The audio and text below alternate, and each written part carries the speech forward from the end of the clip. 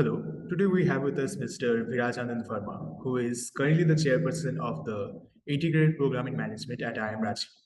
So, good evening, sir. It's really exciting to have you. Thank you for having me here. It's always good to have more opportunities to speak to potential applicants. So thank you for that opportunity.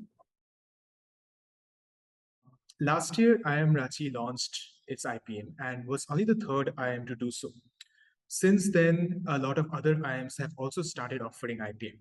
So, an inevitable question that comes up is how does IIM Ranchi seek to differentiate its program from the slew of other IPMs on offer right now? IIM Ranchi's IPM is different. Of course, it is different. It is different in so many different ways. So if you talk about the application process, it is different. We have opportunities for people that are not limited to IPMAT, but also they apply through the SAT. And sometimes people ask, why do you have SAT? And the reason behind us choosing the SAT was simply that just like CAT has a tendency to favor people with a solid math background, IPMAT also does that. So knowingly or unknowingly, IPMAT does discriminate against people who come from a non-math background. So if you are a PCM or a commerce with math background, you don't have a problem. But what about all the other students from humanities, social sciences, arts, etc.? If they wanted to pursue a business degree, where would they go? So we intentionally made that decision of including SAT, keeping SAT, because SAT is less discriminatory compared to IPMAT. So you are not necessarily tested on high school level math. It's both, school level. So chances of someone who is really good in English, a little weak in math, would still get a high score for SAT as far as our admission standards are concerned. So that's one big difference.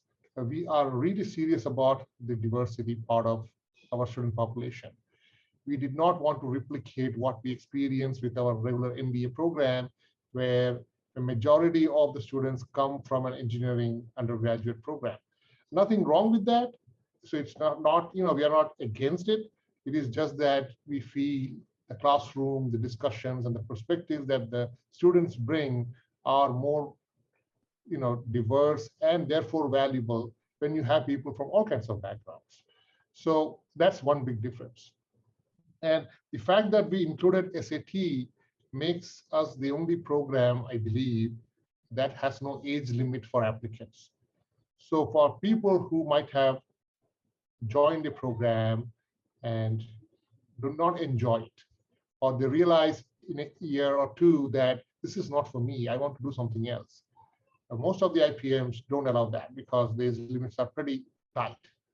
So that's another big difference that we have, where if you are a dropped candidate, you took a drop, or you had another undergraduate degree for that matter, you have a BA already, let's say, but you want to do a BBA, our program makes that possible. So that's another major difference as far as application is concerned. Compared to a lot of other IPM programs, we still have an interview component in our selection process. So I guess it makes us a little different, where we want to, explore. It's not simply about exam scores and academic background. We want to look at the individual, the persona of the individual that they bring to the program. It's really important for us to identify people who are not simply, bright students.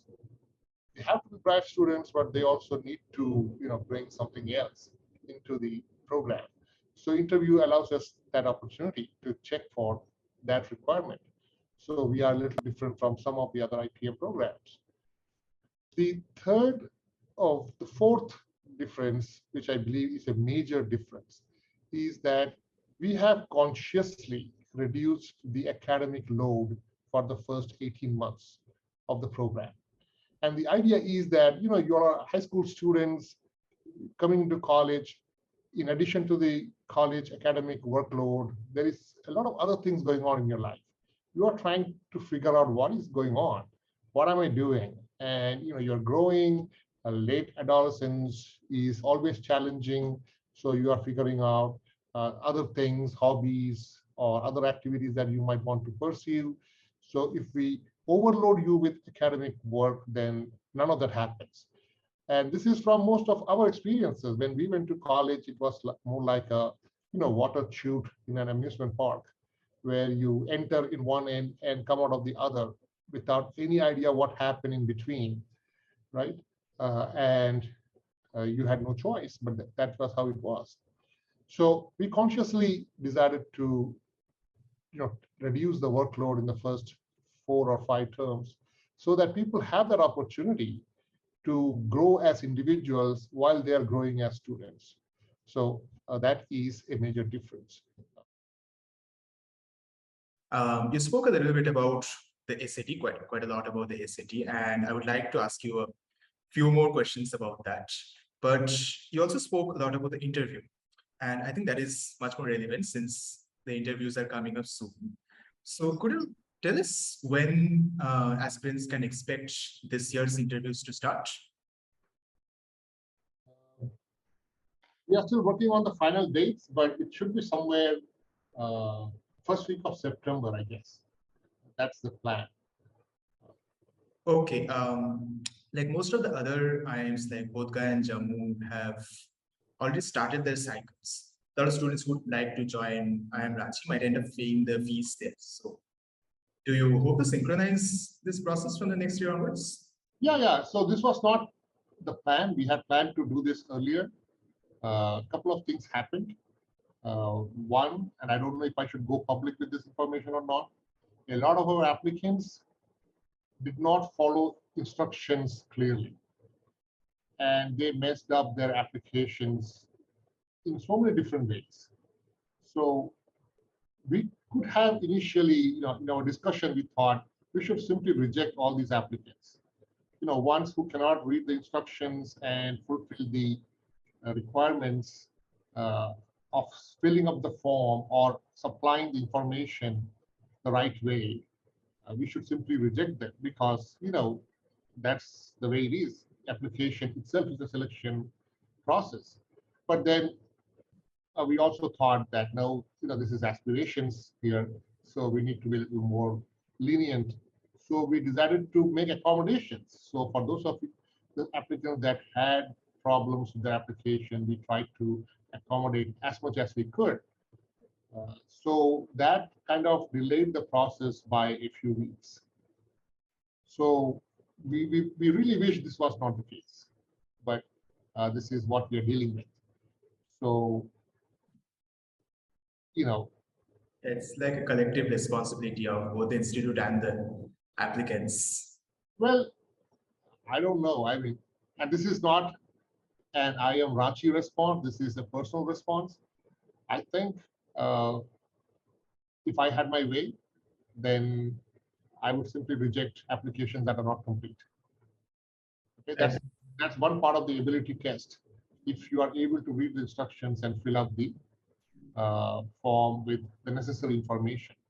Of course, I might end up sounding a little arrogant here, but from a process perspective, these are the kind of problems we run into, right? And we want to accommodate, and now we are dealing with a time-sensitive situation where some students who are really serious and really good for our program are going to go through the dilemma of how long should I wait and what happens to the money I submitted somewhere.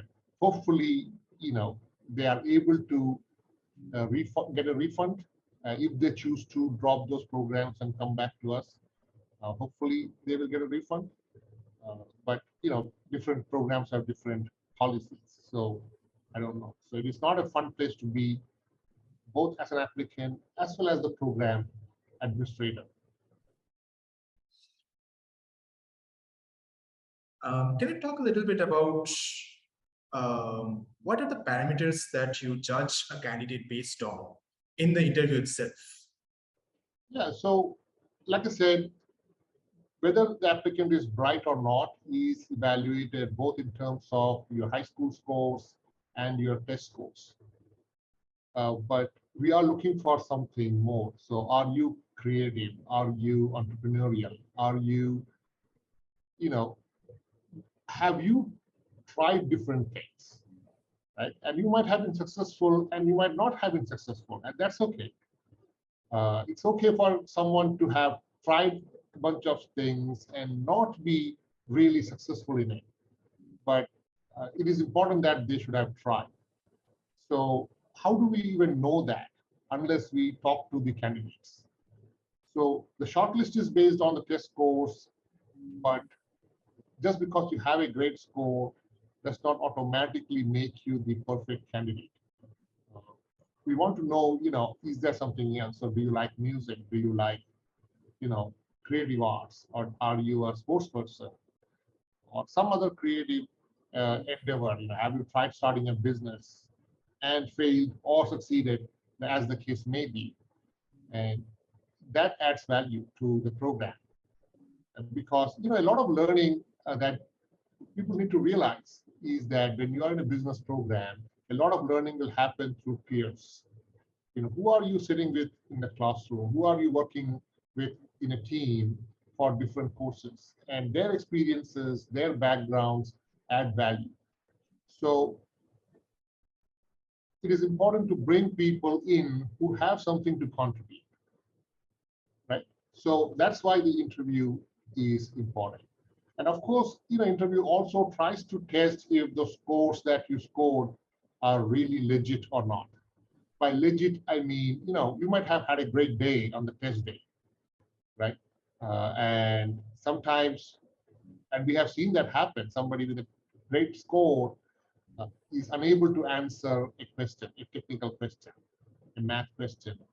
And that kind of raises a flag. Okay, maybe they were just practicing the test and were able to ace it, but that's the limit of their preparation. Beyond that, they are kind of struggling. So there will be few questions that are technical or academic in nature as well. So it's not purely a personality test, but that's a big part of it. So we get an opportunity to see, what other co-curricular or extracurricular activities somebody might have been indulging, right? So if you have two candidates who have similar scores, one with a lot of extracurricular activities going on, I think he or she might be preferred in the evaluation process. So I've been talking a little bit with this year's aspirants, and what I understood is there's this perception that extracurriculars is a big deal for admission to IIM Ranchi. I think your answer mostly supports that perception. But something else that I saw is that most people think that having extracurriculars means like, winning a national sport or having started a business, being an entrepreneur, that kind of thing, which is a little intimidating. So, can you, provide some subtlety to that? Yeah, sure. So it is not meant to be scary, okay? But it does signal the nature of competition that you have in your hands. There is no, sugarcoating the fact that, out of the 6,000 plus applicants that we have, assuming that Indore has completed their admission process, so we are already not looking at the top 200 people, right? That's the nature of the process. So, which means that we are looking at the next 200, okay? So, and again, the next 200 is not necessarily to mean the IPMAT score. The next 200 best students. So it is competitive, okay? So people need to realize it.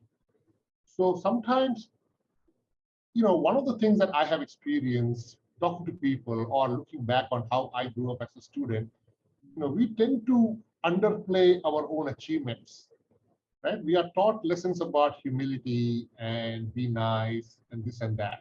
And all of that is important. I'm not discounting any of that. But sometimes we overdo it to the point where we might be doing really good things, but we just don't think it is good enough. And we don't choose to talk about them, right? So my message to the candidates who do get a call for the interview is, do not worry so much about what the other person has done. Focus more on what you have done. And don't underestimate the little things that you might have accomplished. Okay? It is important for you to seek opportunities to communicate that, because people come from different backgrounds, and we realize that. So somebody coming from a more resourceful family in an urban environment has more opportunities and more exposure of different types compared to somebody who comes from a rural background. So we are not really comparing the same thing here, right? So the panel is going to be conscious about that and see, given your circumstances, what have you accomplished, right? So that's the nature of the evaluation. It is not a plain, okay, shortlist all the gold medalists and don't worry about the bronze medalists, right? It is not that simple. That's why it's an interview. Otherwise, we would have simply looked at the resume and made the shortlist, right? The reason why it is an interview is that both the candidate and the panel have an opportunity to communicate, what they are looking for. How you evaluate applicants who submit the SAT against those who submit the IPMAT, because these are completely different tests. And as we yourself said in the first question, IPMAT is quite math heavy, whereas SAT gives greater weightage to English. So how do you compare these scores? And I know this is a bit of a difficult question, but like, what would be a good score in SAT? Yeah, so the first part is easy. The second part is not, okay? Because this is our second year. The first year we were figuring out what to do, but now we have data. So we have data from the last year and we have data from this year. We have a lot of people who have taken both the tests, right? So it is possible for us to do some normalizing. In statistical processes, we talk about standardizing scores and comparing them, right? So that is what we will do. So we are able to create a standardized comparison between IPMAT scores versus SAT scores within our population of applicants, not the universal population. So that's the easy part. That is what we will do. So fortunately for us, I think a lot of people, we just need it to be 300, 400, but we have more than that of people who have taken both the tests. So we have good data to go back to. The second part is difficult for two reasons. One is I am not looking at the data right now, so I don't know what the number is. Okay, this is an honest answer. I'm not trying to escape the question. The second thing is it doesn't really matter, right? Because a lot of things are going on. People are getting interviewed, people are getting admitted. So the cutoffs will not be, a fixed number. It's a dynamic number. So it will change. It can change. And again, because we are a government run, dependent institution, we have to follow reservation rules. So the cutoffs vary for every single category of the reservation that we have. Talking about the immediate future, though, can we expect increase in the seat this year itself, or maybe the next? No, not at all. I don't even know if we are going to talk about increasing the seats in the next couple of years. Because you have to understand, standardizing a program is not an easy task. Okay? We are tweaking the program right now. So there are changes in the program from how we did it last year. So if you talk to our current students, they know because they are involved in some of these processes. We are tweaking the program, hopefully in a positive manner. So before we are comfortable with the whole thing, set it up in stone, increasing the batch is really out of question for us. Other than the changes that you have been making in response to what you learned with this batch, can you tell us a little bit about how it has been dealing with the first undergraduate batch, because IIM Ranchi has only offered MBAs so far, and this is their first bachelor's program. Yeah. So it's been a pretty nice, but a roller coaster ride, right? Because we are also learning a lot of stuff. So you are right in saying that our campus never had undergraduates or high school graduates, honestly. So 17-year-olds, 18-year-olds. So uh, people have to rethink about a lot of things. Not that they are being, you know, rethought right now, but I'm sure individuals, the faculty, the staff are being exposed to new ways of how things are done.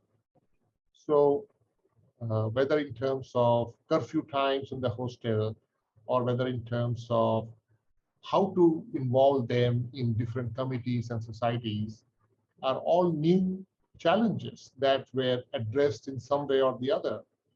So the MBA students, they did not uh, prepare for this, right? So out of nowhere, now they are also interacting with really young students.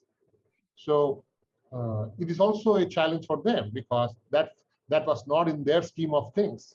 When they came into the program, they assumed that this was MBA, right? And suddenly they have high school students in the hostel.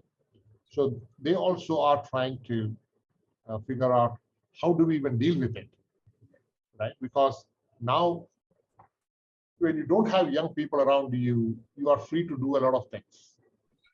But when you have really young people, children in the community, you have to be very conscious about what you're doing, because they are watching and they are going to vicariously learn from the MBA students, right? So you want to make sure people are not picking up on the wrong things, which were okay for you because you are 26-year-old, right? But the same action when done by a 26-year-old is acceptable, but a complete no-no when a 17 or 18-year-old does it.